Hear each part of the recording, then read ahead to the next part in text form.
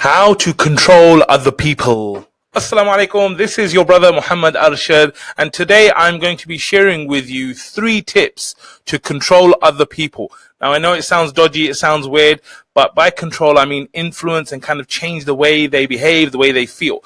Now, like Uncle Ben said from Spider-Man, with great power comes great responsibility. So what I'm going to be sharing with you, I'm going to assume that obviously you're going to use it for good. But I want to talk to you about this because a sister contacted me and she said that she hosts a podcast show, and what happened is that she had a guest, a really good guest, famous guest that was supposed to come on, and before they came on to the podcast, they were feeling really bad. They were feeling very negative and they weren't in a good state. Why? Because of something that had happened before the podcast. So by the time they arrived there, they were in a terrible state. So you imagine that you're going to interview someone now and they're just not there mentally. They're like in a different place and they're not feeling great.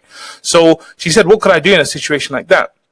So I want to share these 3 tips with you, and I think that they'll benefit you not only about changing other people's behaviors and their own kind of way of being, but also your own state. So the 3 tips. The first thing is, I would say, change your physiology. So change their physiology. Now, the physiology, the physical way of being, affects the way we feel mentally. Okay? This is quite strange, but it does. Now, you think about someone who is depressed. Someone who's depressed, how do you imagine that they would be? Like, just imagine someone who's really, really depressed. How would they be sitting, right? You can imagine, first of all, they would be sitting, right? Someone who's depressed, maybe they would be down, maybe they would be curled up in a ball, maybe they would look down. That's the way someone's physiology would be who's depressed, right? Imagine someone who's confident, someone who's happy. You probably, imagine that they're standing up, they've got their hands in the air, and they've got this, position which is powerful. Like, you can't imagine a depressed person being like that, and you can't imagine a happy and confident person being like the depressed person. So what this kind of shows is that your physiology will affect the way you think and feel.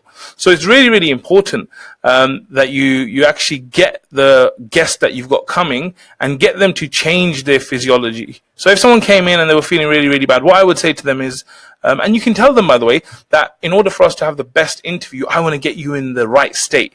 And the way I do that, I have a checklist and I have a process in the way I do that, and I want to take you through that. So the first thing we're going to do is stretching. Right? So this may seem weird, but because they know that you're trying to help them to have a great interview, you could just say to them, look, I think we should just do some stretches. And that stretching out of your body, that will start to make them feel better. The second thing you could do is breathing exercises. So just taking a moment to just breathe properly, it makes a world of difference. And if you can just sit there and breathe, just nothing's going on except the breath, I think that makes a massive, massive difference. So you could breathe with your eyes open, with your eyes closed, and then get them to do something a little bit more physical. So before I start my videos, I try and get the blood rushing either by jumping up and down or doing something crazy, just to kind of get yourself in that mode where you got a high energy, because that high energy will actually affect your mentality. So like I said, the biggest thing you can do is your physiology. Now, the second tip I would say is change your psychology, or change their psychology. Okay, so psychology, the way you feel or the mental state that you have is all based on one thing: focus. Okay, it's all about focus. Now, before I tell you about shifting focus, let me just ask you something, right? Can you think of a time in your life when you achieved something amazing? Like, you achieved it, and you look back and you think, Alhamdulillah, you know what? That was a really, really good achievement that I'm so happy about, right? And by achieving it, you can imagine the kind of emotions you felt when you achieved it. Like, I'm kind of thinking about graduation. I remember university, I was like so happy. I was one of the first people to graduate from my family. And like being in that state where you're kind of standing there and the people that you love, like your parents and everyone there around you, and you have the achievement and they share in the happiness. This is amazing, right? So imagine something like that for yourself. Okay, good. So if you really thought about that, what you found is that your state would have changed, right? Your emotions would have changed. So the one way you can actually shift people's focus is through questions, right? So shift people's focus through questions by asking them about things. So you could say to someone who's feeling really bad, you could be like, how are the children doing? Like, what's something really cool that the children did in the last week or something, right? Or you could say, I really like this piece of your work. Like, tell me about that incident, right? So something, achievement that they've done because you've researched them for the interview, you'll know what they've done. So you start talking to them about things that are really positive, things that are really good. And you'll find that just by you starting to, push them into that direction, once they get into the momentum of talking about that, they will themselves change their state. So it's really, really important. You can always ask for a story. A story is very good because a story will get you into it.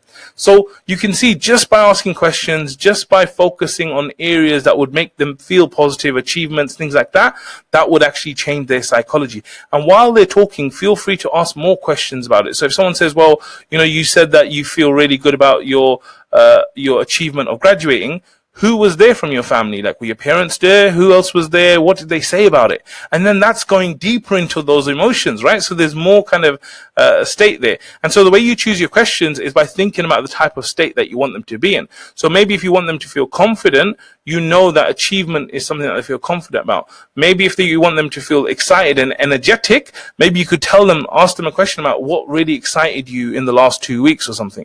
So it's all about getting to that psychology by using questions and stories.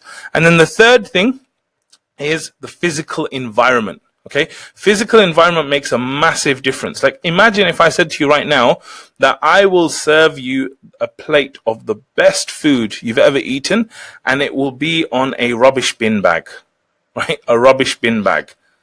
Now compare that. By the way, the bin bag's clean, right? So it's fresh and it's clean. But compare eating food on that to a beautiful plate of china, right? Which one would you prefer? They're the same, the food's the same, but you would prefer the other one because the physical environment makes a massive difference, right?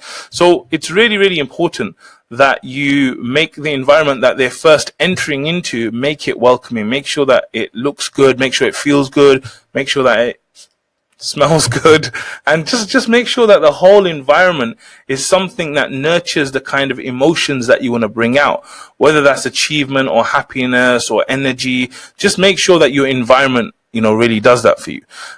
The other thing you need to realize about the environment, the biggest influencer of the environment for them is you, because you are part of their environment. So we need to know that emotions are infectious.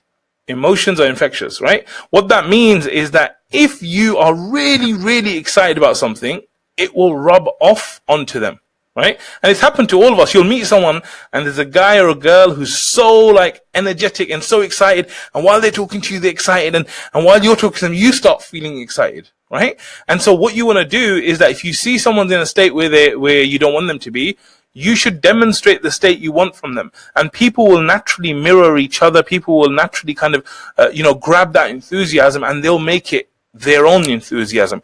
And then what you'll find is suddenly by changing, their physiology, their psychology and their environment, suddenly their whole way of being has changed. And I tell you that the interview that you conduct would be completely different. Right? And of course, you could use this on yourself as well. Now, as a bonus thing, what I would say is that if you're going to be doing regular interviews and you're going to be, doing something often and you're going to have to change people's state, then I would say make it a process and make it something regular and therefore create a checklist for it. So have it very very simple thing, just line items of what you should do. For example, welcome guest with a bottle of water or welcome guest with a hug, if it's the same gender, obviously. And if it's a case of sitting them down in a specific place, maybe it's about asking them certain questions, maybe it's about doing the stretching, whatever it is, but get a checklist done so that every single time you ensure that the people that you're dealing with are in the best state possible. And the other thing I'd say just before I go is that you can really, really use this stuff not just for podcast interviews and things, but you could use it for meetings. Like, one of the things we do in our meetings is good news. We start our meetings with good news. What is something good that happened in the last week? So you imagine what kind of footing that sets the meeting off on, as opposed to if we just went straight into business, right? Everyone expresses something great that happened last week. Everyone feels great about it. So these are the kind of things that you can do. I hope that this has helped you, inshallah, and I hope you're going to use it for good. Please like the video. Please share it because that helps other people to see it as well. And if you haven't done so already, please subscribe. Jazakallah khair for watching, and I hope it all goes well for you. Assalamu alaikum wa rahmatullah.